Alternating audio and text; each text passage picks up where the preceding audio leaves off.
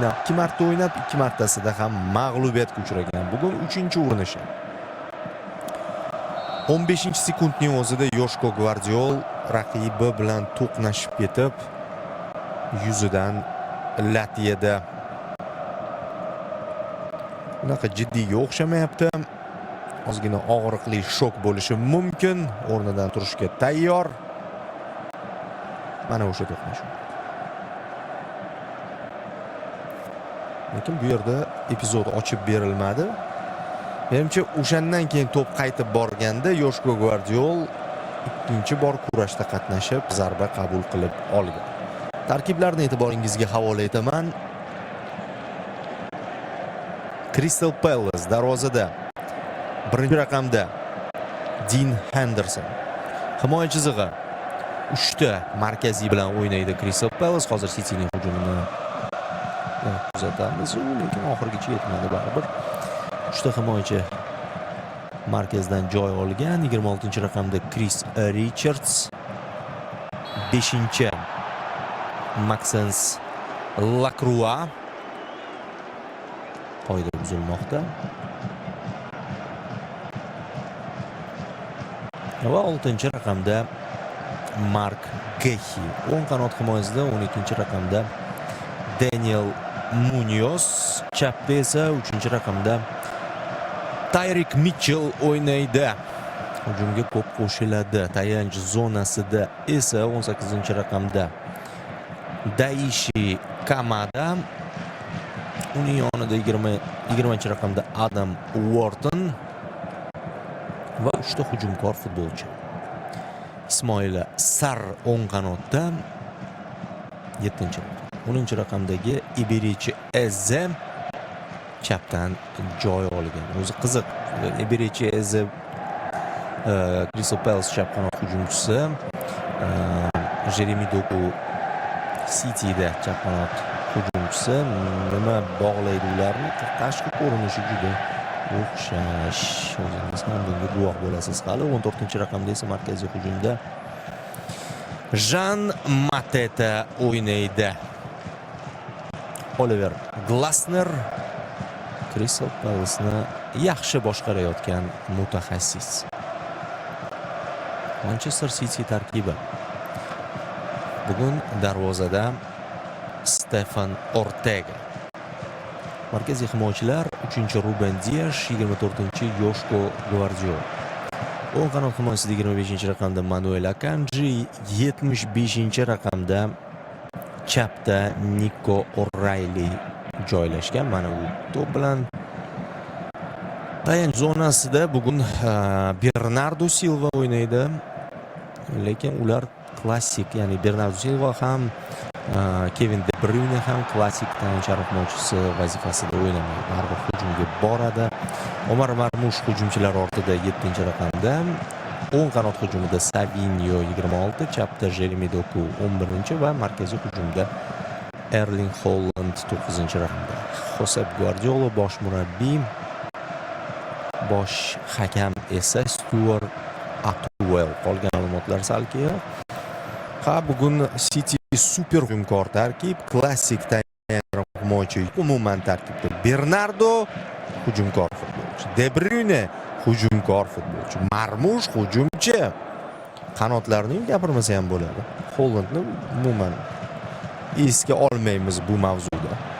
Ya'ni ayni vaqtda Manchester City toza tayanchsiz o'ynayapti va 3 ta hujumkor futbolchini markazga Pep Guardiola joylashtirdi. Bu Crystal Palace'ni dastlabki daqiqalardan hujumlar ostida qoldirib, hisobda oldinga chiqib, uyog'iga to'pni nazorat qilish niyatini qaysidir ma'noda bizga ochib bermoqda. O'yin davomida kuzatib boramiz.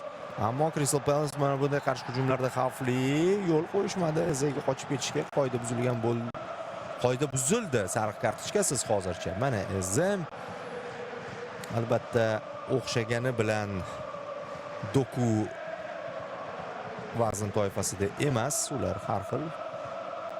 Doku taxminan shu birinchi o'rta yoki yarim og'ir vazn toifasi bo'lsa kerak. Eze o'rta vazn.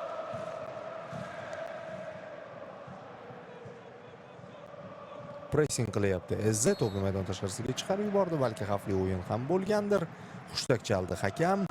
Crystal Palace muxlislari sektori bizga namoyish etilyapti. O'zi stadion har xil ranglarga bo'yalgan bugun. O'yin tomonida quyosh tagida City muxlislarini ko'rishimiz mumkin. Moviy formalarda. Bu tarafda esa Crystal Palace muxlislari ko'rinyapti. Atmosfera dahshat. Boya aytdim, ikkala jamoa uchun naqadar muhim bu final. De Bruyne. Fintlar, pas, o'ng qanotdan Savinho yorib kirishga harakat qildi, orqaga uzatdi. De Bruynening uzatmasi. Hollandning zarbasi super save namoyish etmoqda darvozabon. Mana Holland epizod futbolchisi hisoblanadi. O'sha qanaqasiga bo'lsa ham to'pni darvozaga qayeri bilan bo'lsa ham yo'llash kerak bo'lgan vaziyatlarda u shu gavdasi bilan, shu vazni bilan moslasha oladi va hozir ham moslashdi. Henderson esa uchrashuvdagi dastlabki ajoyib seyvni ijro etdi, jamoasini muqarrar goldan qutqarib qoldi. Zarba aniq edi. Hollandda birinchi vaziyat, De Bruynedan birinchi chiroyli uzatma. City boshlab yubordi hujumlarni. De Bruyne ko'rsatyapti uzatishini. Himoyachilar ham ko'rdi, bartaraf etdi. Marmush ikkinchidan bag'ishlamoqda, ichkiga uzatma o'tmadi. Qarshi hujum ham bo'lmadi. Boya aytdim, chap qanotda Mitchell qocha oladigan futbolchi deb qochishga harakat qildi, biroq bermadi Bernardo.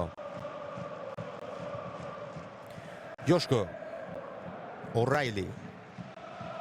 Taklif bor, lekin O'Reilly burchak to'p ishlab oldi O'Reilly. Chunki darvozabon Henderson to'pni negadir ushlab olishga qaror qildi. Hozir qo'yib yuborganda bo'ldi edi. Sheriklari dalda berishyapti mana. Qanchalik harakat qilmasin, butun vaznining inertsiyasi bilan to'p bilan birga tashqariga chiqib ketdi. 8-daqiqada City burchakdan to'pni o'yinga kiritib beradi. Tashabbusni qo'lga olishyapti manchesterliklar. Savinho, Marmush va Eze to'pni egallab olmoqda. Ko'tara olmadi. To'pni ko'tarishni xohlagandir. Himoyada Kevin, hujumda Kevin Sardor. Kevin kabi bo'l. Lekin Kevin ketadi. Bu uning oxirgi finali City tarkibida. Albattaki u jonini berib harakat qiladi. Gvardiol.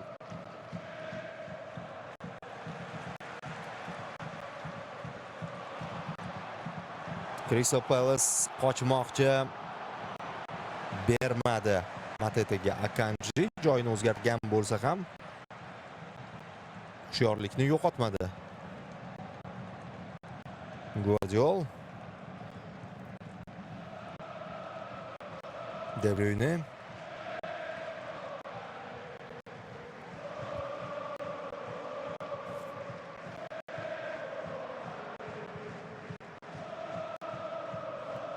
Va Akanji. Bo'ldi. Maydonning yarmigacha Crystal Palace ta'qib qilmayapti. Joyini bo'shatib bergan, ichkariga to'plangan, zichlik hosil qilish uchun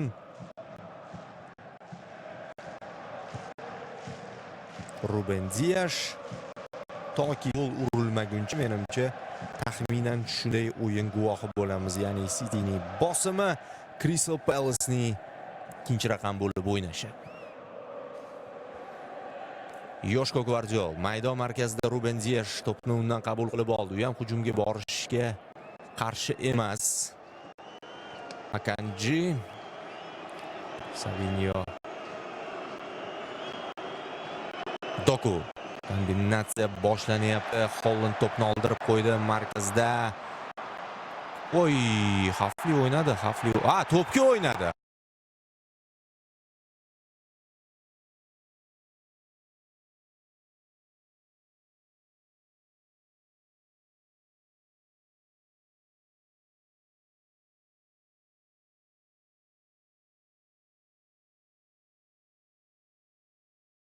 Doku alday olmadi. Qiziq tandem chap qanot o'ray Akanji. Unda ham Ibling Mitchell yo'l bermadi. Burchakdan to'p o'yinga kiritib beriladi.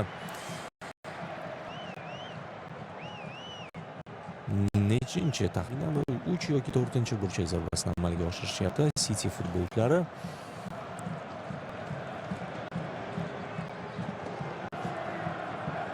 Ruben so'rayapti. Holland so'ramasa ham unga to'pni yetkazishga harakat qilishadi.